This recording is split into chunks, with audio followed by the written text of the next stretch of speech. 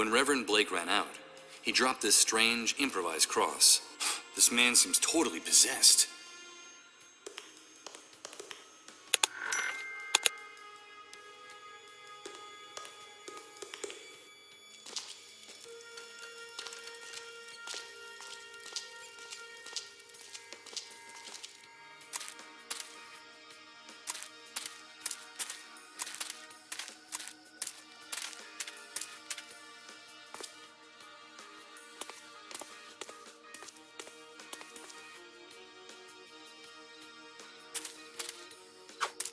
Hello, Mike. You did a very good job with your mission. I owe you. Yes, our dad would be proud. Are you going to give us a reward, Michael? Of course. You deserve it. Give me time to bring you something. Yeah! I have to get going.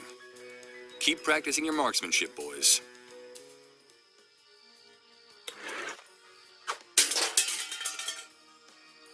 Reverend Blake's cross. A stick with a very, very striking shape. So, let's see. I just made a primitive homemade slingshot. It's a powerful homemade slingshot. I don't know if it's intuition or what little is left of my memory, but I have a hunch that I was extremely clumsy with these kind of things. Hello, Michael. Hi, kids. We got Mom out of the house. Now what about that reward? Yes, I think I have something you might like. I don't know if I'm doing the right thing. They're just kids, and this could get them into trouble. I know perfectly well what they're going to use it for, but their aim is amazing. And a little commotion on the camp fence could be a good thing for everyone. Besides, they want to do something for their father, and those pigs at the gate deserve a surprise. What is it, Michael? Tell us, what is it? I know it's something you're really going to like. Here you go. It's a slingshot. It's a slingshot. Thank you, Michael. With this, we'll be able to hit the watchtowers. Come on, let's try it. That'll teach you pigs.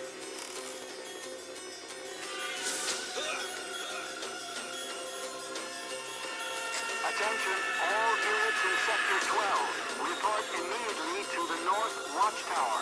I repeat, report immediately to the North Watchtower. What's going on? I don't know. It must be something serious. Come on, let's go.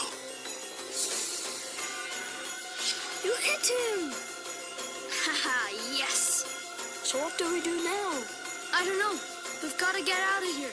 Quickly, run. I better take this with me.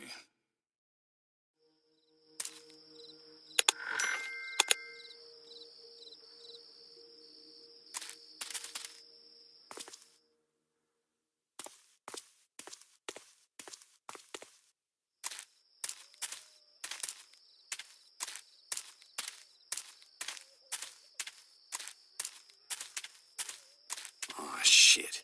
The key's not in the ignition. One of the soldiers on sentry duty must have it. Anyway, I should have figured as much. Maybe this leather saddlebag contains tools for motorcycle maintenance. Well, I'm sure I could drive it. I have no idea how these machines work.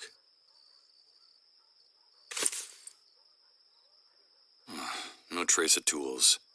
Inside the saddlebag, there's just a pair of worn motorcycle gloves.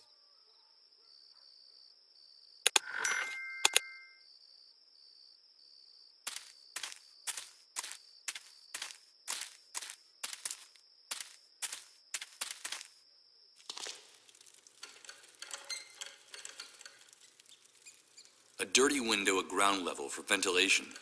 It's the only opening this building's basement has to the outside.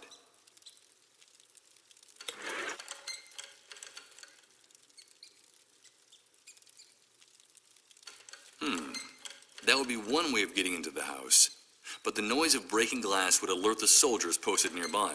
I'd rather not think about what those savages would do to this old man, and me.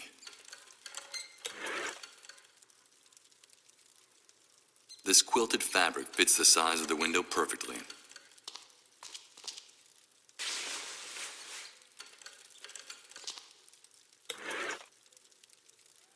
Okay, let's try this.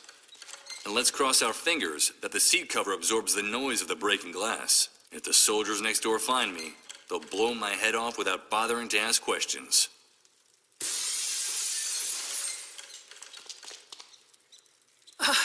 You've done it. God bless you, stranger. You saved my life. Take care of yourself, old man. And I don't have to tell you, don't open the door to strangers.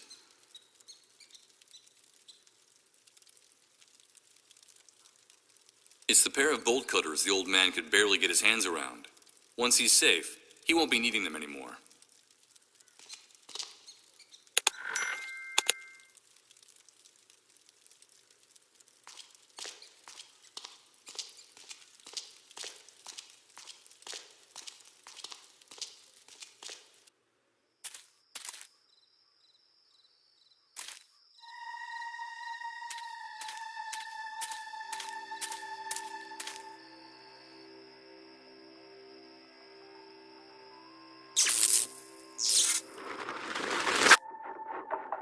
Wait a minute. That guy is... the suicide victim who was hanging from this tree. No, don't do it, please. No! Good God, I saw him hang himself.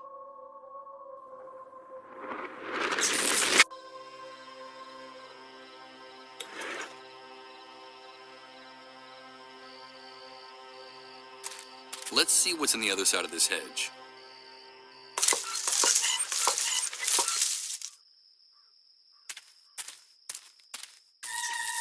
No, please, these visions.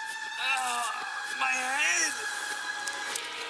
You won't get any of his things. I won't allow it. Do you hear me? Michael, is that you? Thank God we found you. It's me, Chris.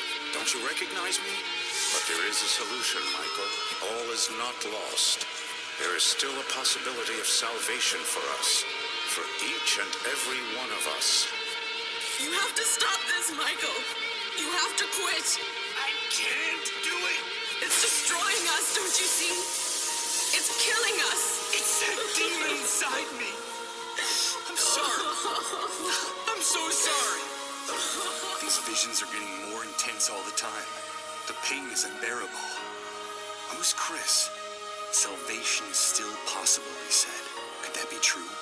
And once again, that female voice has been haunting me since I woke up. Who is she? Why was she so distressed? What the hell happened to us? Or is going to happen to us?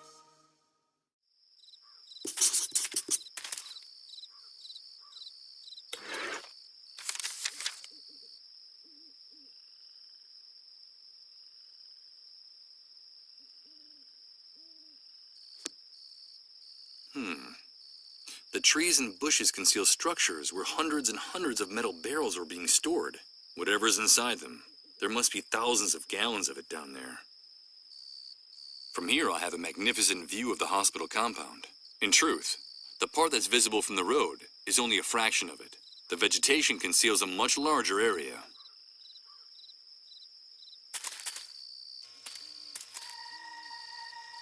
More of that barbed wire that adorns all the city's buildings. If I get up close enough, I can hear a slight buzz, a sure sign that this fence is electrified.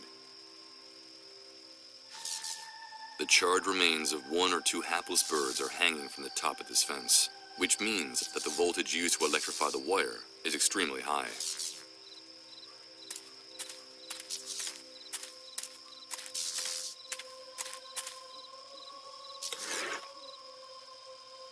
The type of gloves motorcyclists wear. And although I can get my hands into them, they're not exactly my size. Okay, I'll wear the gloves to cut the electrified wire. Perfect. There's a flat metal object buried in the bushes. Let's see what's down here. It's a trapdoor, and it looks like it hasn't been used in a long, long time.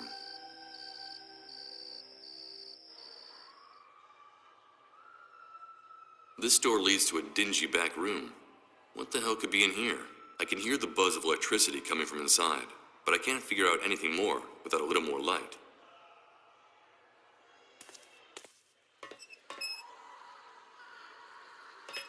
What is this place? Where the devil am I? It seems like the small building at the ground level is just camouflage. The most important part is here underground. Are all of them dissolved? How many patients can there be packed in here? Dozens? Hundreds? This is horrible.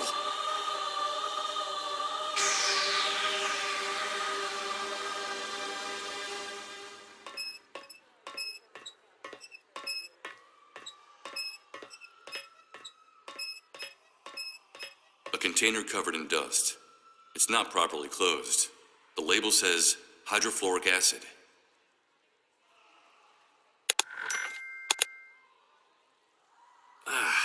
I can't look directly into them.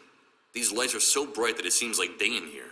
It must take an enormous amount of electricity to maintain this building. That explains the number of barrels out there. That's where the fuel is stored, that they need to run all the compound's generators. It's the only exit on this side of the catwalk, a ventilation hole covered with a grate. It doesn't look promising, but any place is better than this gateway to hell where I am now. Let's see if this grate can be removed. Perfect. It looks like this hole leads to a passageway on the other side.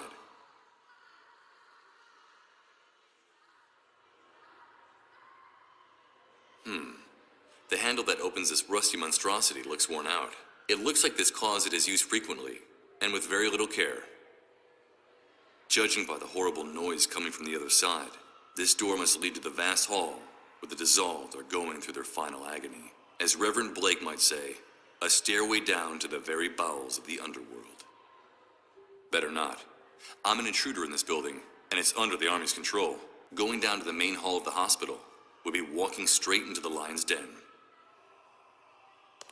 There's a bunch of papers stuck to the door of the closet. There seems to be some type of bureaucratic form among them. Military personnel, GPS, targets, rifles. I'm afraid what's described on these pages doesn't have very much to do with typical medical activities in a hospital. Military personnel. I'm afraid what's described on these pages doesn't.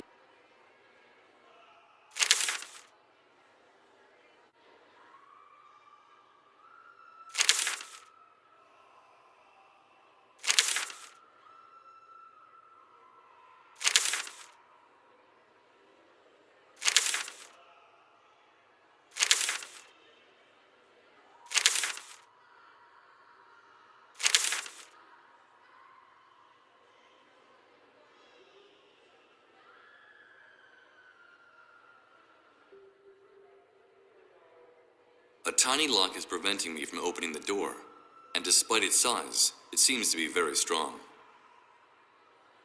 It's an enormous, wrinkled plastic bag that looks like it wants to escape from the cart's trash can. It's sagging from the weight, and so dilapidated that I doubt this janitor's cart has many more trips left in it.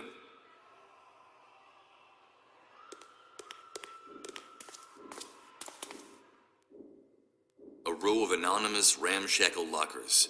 I get the impression that everything in here could fall apart at any moment. Maybe in solidarity with those poor unfortunates screaming in the main hall.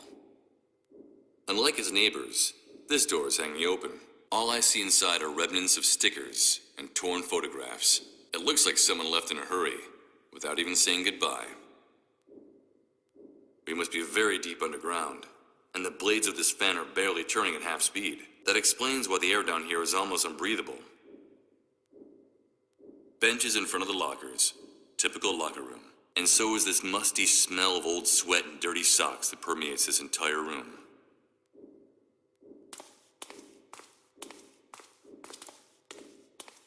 The future is in our hands.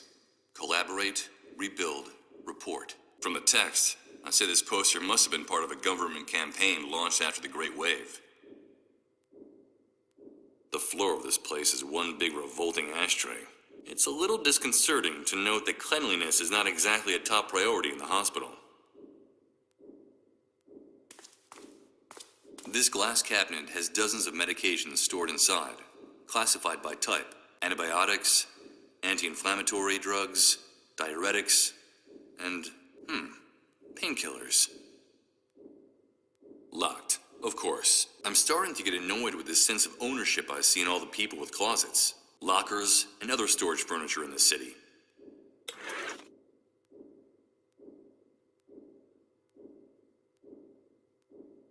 I'd rather use a key to open this case, but I'm a bit short on time. So... Who is it? Who's there? Oh, excuse me, What are you doing here? Have you come to steal something? Take one more step and I'll call the soldiers. No, wait, please, don't do that. Security, this is Nurse Uma Grundy. I need you to come right away. No, wait!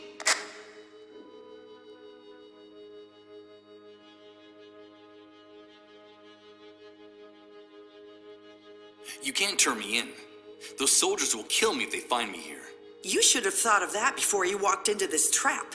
You'd better save your breath and get out of here fast, before those savages get here. Steal? No, you're wrong about me.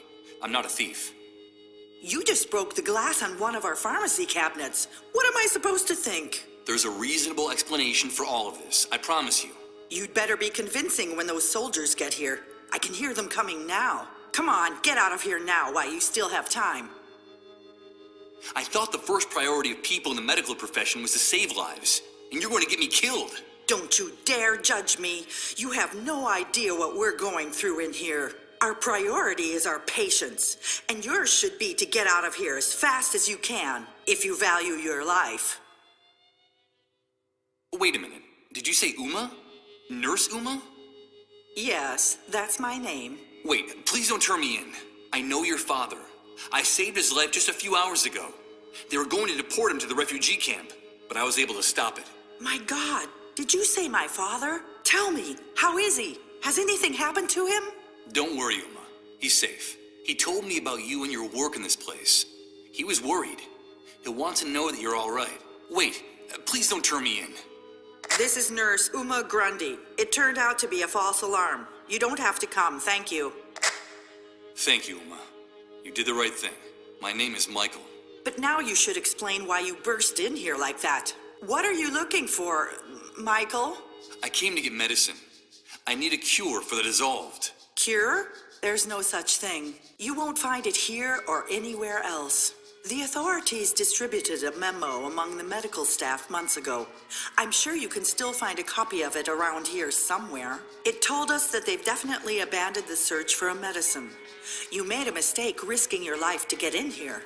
The only thing we store here is pain. This place is a tomb for those poor infected devils, but also for the people who work here. I'm sorry, Michael. The dissolved are condemned to death. No, that can't be. There has to be a solution, a cure. Oh man, poor Rod, poor Colin. But I heard in the refugee camp, they said a cure is being produced and stored here. Well, if that's not the case, what's the purpose of a building like this? The Army deliberately keeps that rumor about a possible cure alive. You see, as long as people still have some hope left, it is much easier to control the city more effectively. But it's a lie. I understand. This medical center was built just after the Great Wave, taking advantage of some abandoned underground facilities. That was when the authorities were beginning to work on their project to rebuild the city. They told us the building was going to be used to take in the first patients. Of course, we had no idea the disease would become so widespread. I left my job in a clinic downtown to come here. I wanted to lend a hand. They demanded total confidentiality about our work to avoid causing panic in the population. Not even my father knew what we were really doing in here. Yes, he told me that when I asked him about this place. At first, we treated the patients with great care. There was medicine to ease their suffering and even research into a possible cure. Everything was going smoothly. And then what happened? Things started to go wrong. When the number of patients multiplied, we couldn't keep up. And then we began to run out of even the most basic supplies. And that was when the Army took over complete control of the center. Yeah, that sounds familiar. Then they sealed off the building. No one was allowed to leave, not even us. We doctors and nurses have been shut in here for months, isolated without even a glimpse of daylight. They say it's for security reasons. It's for our own safety. Oh yeah, now our medical care is limited to wrapping up the patients in plastic bags, like the ones they use to transport cadavers, and then simply waiting for them to die, doing what little we can do to ease their suffering. Then we dispose of their remains, dissolving the black bags in acid for decontamination. And that's about it. That's all we can do with the resources we have. And sometimes it's just too much to bear. Condemned to die. I heard their cries of pain out there. What really happens to the dissolved? These people suffer the most excruciating pain and die in the most horrible way I've ever seen. The first symptoms are bouts of nausea and fainting, which become more frequent and prolonged as the disease progresses, until in the end their entire metabolism enters a state of shock. Then their entire cell structure dissolves. It simply disintegrates. There's no medical explanation. It just happens. But there's something even stranger about the disease. What could be stranger than what you just told me? The dissolved become erratic, unpredictable, eccentric. They're uncontrollable. That's why the army fears them.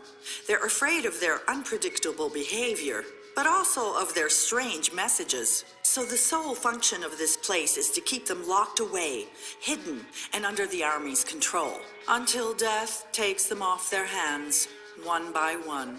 It's also why people who harbor the dissolved are punished. And it's also the reason for the existence of the cleanup brigades. But I thought they were just controlling the patients to keep the disease from spreading. But that's a lie, a blatant lie. The spread of the disease is accelerating. The number of cases is multiplying every day. But it's not contagious. We doctors and nurses have been treating the sick for months, in direct contact with them and their remains. And the rate of contagion among us is no higher than out there. The army is lying. But then, how is the disease spread? We don't know, Michael. No one knows. What we do know is that it's not caused by direct contact with the victims. There's another reason for the Army's secrecy about the dissolved. Fear. It's human nature to fear the unknown. We tend to panic when faced with something we don't understand. And this damn disease is more than any of us can handle. And what is it that makes the dissolved so unpredictable and dangerous? They know, Michael. You probably think I'm crazy, but I'm telling you, they know. They talk about events no one else knows about. They sense things. They bring back information from the places they go. And they talk to the dead there, Michael. They communicate with the dead. They know, Michael. That's all. They're just sick people, Uma. No, they're more than just ordinary sick people. You wouldn't talk like that if you had been living with them, and their messages and their prophecies all these months. Wait a minute. Did you just say the dissolved make prophecies? Let me tell you a story. When I first came to the center, I became friendly with a patient, a 13-year-old girl. All the time I was taking care of her, she never stopped chatting. She told me all about the underground highways. She said she went there every day. Underground highways? She said they all went there when they lost consciousness. Obviously, I felt great pity for the girl, but in time I also came to feel tremendous fear. I was afraid of that poor, hopeless child. Her visions, her dreams, her messages terrified me. And then one night she sat down next to another patient, an older woman who looked surprisingly healthy. According to our calculations, this woman still had a few months to live. The woman had just lost consciousness. "Leave me alone with her," the girl said to me. "It won't be long now." And she took the woman's hand. And just seconds later, the woman started to dissolve, shrieking and writhing in pain, until there was nothing left of her but a puddle of brown, viscous liquid. The girl turned to me and said, "I knew she was leaving us, and I didn't want her to go alone. That would have been very sad, wouldn't it, Uma?" The girl's face was still dripping with the remains of the patient. She knew what was going to happen, Michael. She saw it. From then on, my fear became uncontrollable. I felt defenseless next to her. I understand. Finally, my panic was so great that I refused to go anywhere near her. And I even, God forgive me, I felt secretly relieved when she herself finally dissolved. They know, Michael, and that's why they're so dangerous to the people in power now. The cleanup brigades. I've seen how they behave. They're savages. I despise them. They're like predatory animals, heartless and unscrupulous. The rest of the staff refuses to share the facilities with them, so their lockers are out in the hallway. That's where they keep everything they need for their hunting expeditions. The GPSs, the disease detection tests, their ID badges. Each unit is made up of 2 soldiers, 1 doctor and 1 nurse. I mean, doctors and nurses collaborating with those bloodthirsty animals. But then they say, what do you want? It's our job, and somebody's got to do it. Yes, that phrase sounds familiar. It's bone-chilling. Police and criminals using exactly the same words to justify their actions. You gotta do what you gotta do. That seems to be the slogan of the executioners of this new world. Talk to my father, Michael. Tell him that I'm all right, that he shouldn't worry, that we'll be seeing each other soon, very soon. A very old piece of furniture, completely worm-eaten. Its decrepitude stands out even in this locker room. Let's see. Inside, I only see dust and old papers, and a tiny key.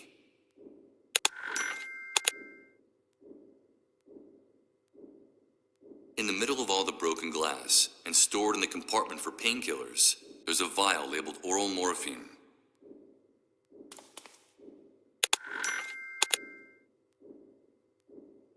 It's Nurse Uma, exhausted and dejected, held hostage in this hellhole by the army. More evidence that those pigs in uniform have lost all respect for human life.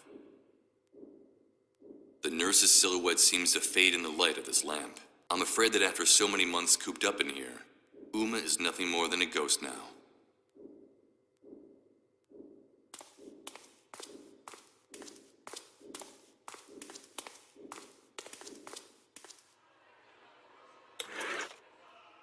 Oral morphine, a glass vial with a dozen red pills. I didn't know morphine also came in this form. I thought I'd need to look for a liquid solution in a syringe. That's a relief. A tiny key. The lock presumably is too. Let's see if it's the key to this closet. Bingo! A mysterious crate with several objects inside.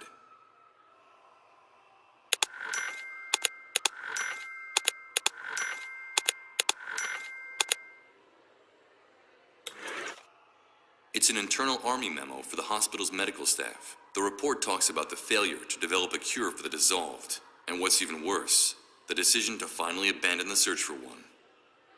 Authorized vehicle pass. It's the ID that allows the cleanup brigades to get in and out of the hospital compound in their macabre ambulances. From what I can tell, the Army can pump you full of lead if you try to come through the gate without one of these. According to one of the cleanup brigade's forums, this is the device they use to navigate during their raids. Sort of like an electronic map. It looks like some satellites are actually still working after the Great Wave. Something I could easily confirm if this contraption had batteries in it. A rather large plywood crate. It used to hold some of the cleanup brigade's work tools.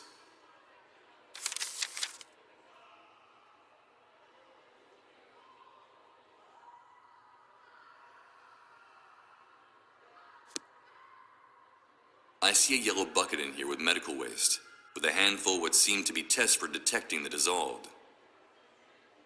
I'm not going to take any.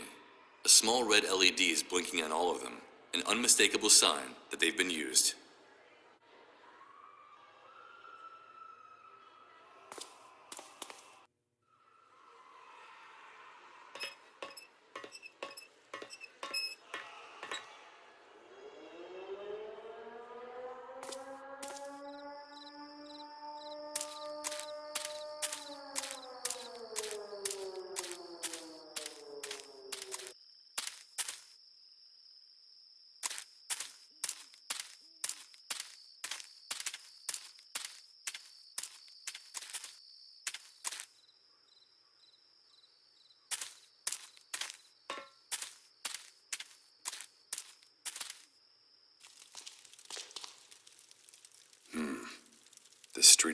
desolate and silent than it was before. I guess while I was in the subterranean hospital before they dissolved, the soldiers called the curfew.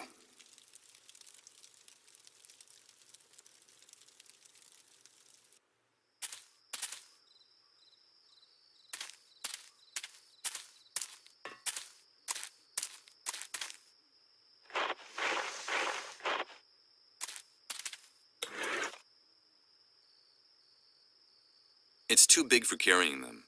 The fish would just disintegrate and disappear in the folds of the bag.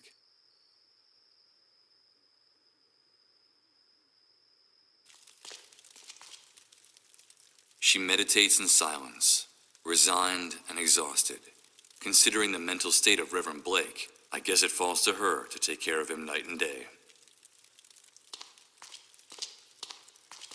What are you doing out here, ma'am? What's the matter? It's my brother. He's disappeared. We don't know where he is. What do you mean he's disappeared? Well, we haven't seen him since he spoke to you, since he ran out of the church. We've been searching for him for hours and can't find him anywhere. And you don't have any idea where he might have gone? No, he simply ran out of the door, completely out of control. I've never seen him so upset, and we haven't heard anything from him since. I just know that something terrible has happened to him. My brother is very sick and he shouldn't be out there alone and unprotected. I fear the worst. Calm down. There's no reason to think that anything has happened to him. I have a feeling that something awful has happened. I'm sure of it. Besides, the soldiers have already called the curfew. If they find him on the street alone and lost, in his condition, my brother is a very beloved and respected person. But those beasts don't care who he is. I understand. We have to get off the street. Please, if you see my brother, tell him to come home. Tell him we're waiting for him. Of course. I'll do that.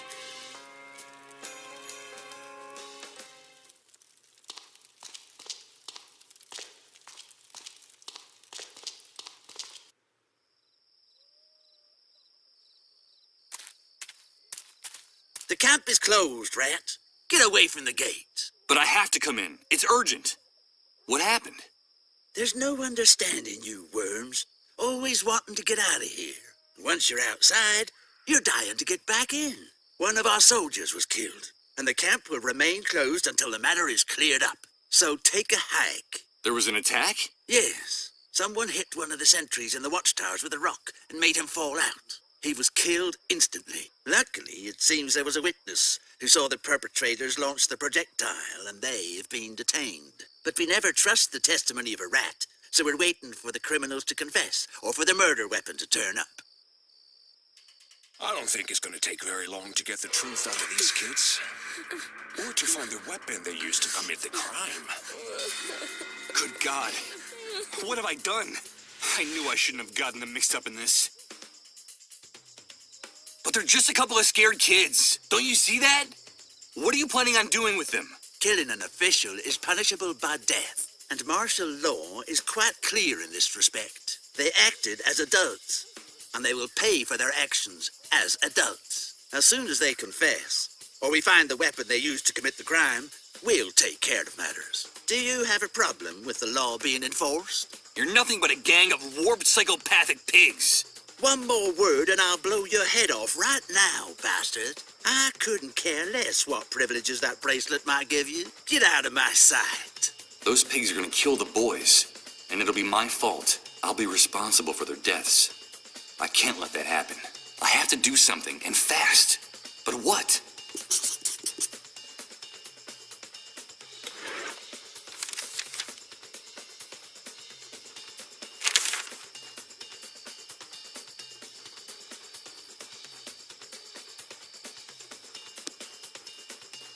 This pig in uniform and his sidekicks are getting ready to kill the children in cold blood. Damn it. I have to do something. If I can't put a stop to it, this is going to be the canvas where those uniformed bastards paint more of their macabre graffiti. And I'll be the one responsible.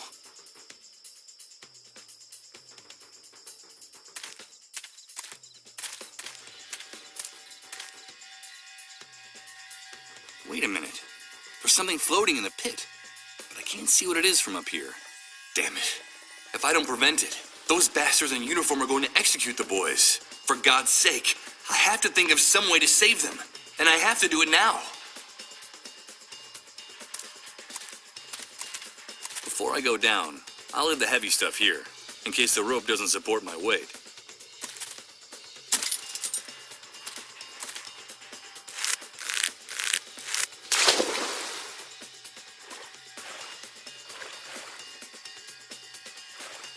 Jesus! It's the corpse of Reverend Blake! His neck is broken. In his delirium, he must not have seen the rope I left tied around the tree. It must have fallen from the top when he was trying to get down here. But what the hell was he looking for here? What's that? There's something sticking out of the Reverend's jacket pocket. Let's see what's in here. A damp, moldy business card. It's almost illegible, but it looks like it's from a place called Beechwood Oracle. Most of the text is too worn off to read. All you can make out of it is an address. 24 Mammoth's Wood Street. Good idea. I could enter the address on this card in the GPS. Shame I don't have any batteries. He still has the same grimace of terror as when he ran out of the church. What made him go mad? I don't care anymore. I'm afraid he took the answer with him to the grave. Now that I've got the card, I can't see anything else of interest in here. Good idea. I could use Reverend Blake as a scapegoat to protect those children. On the other hand, him being one of the most famous and respected men in the city, I doubt anyone would believe my story if I accused him of attacking the sentry in the tower. Hydrofluoric acid. According to Nurse Uma, it's what they use to dissolve the remains of the dead in their body bags, so it must be very strong and corrosive. This is gonna be hard, very hard. But those children are innocents in all this, and those ruthless savages are about to kill them in cold blood. I have no other choice. God damn it! Had the visions again! Not now. I have to do this. I've got to do this. My head! You've got to stop this, Michael. I can't stand it anymore. This has to end. I can't help it. It's that demon. You know I can't help it. Please, Michael. Please. Make it stop. Yes. That tiny cowardly demon. I remember. That brutal sensation of acid running through your veins. Corroding, little by little, anything good and decent you might have left inside you. Turning it into pain, rot, and emptiness. I've disfigured his face, but not enough. He's still identifiable.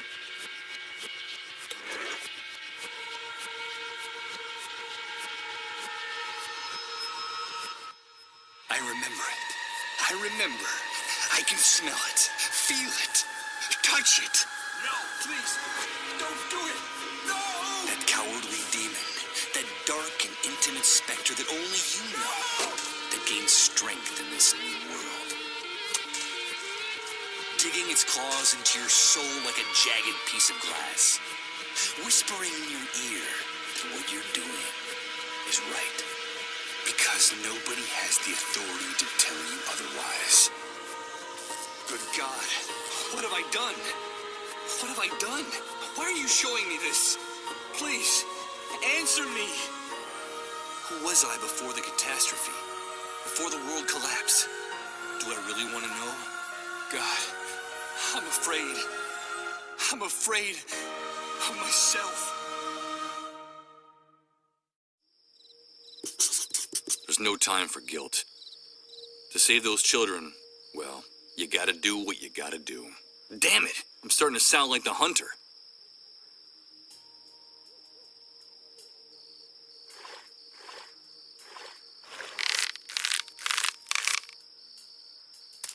I'll get my stuff.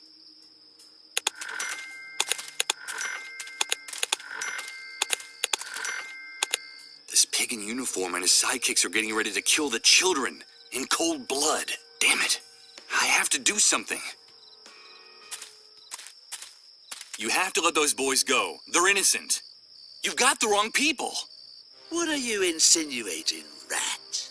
You better have a good reason for saying something like that, or we'll splatter your brains all over the wall of shame, and then use the kids for target practice. I know who the guilty party is. I know who committed the crime.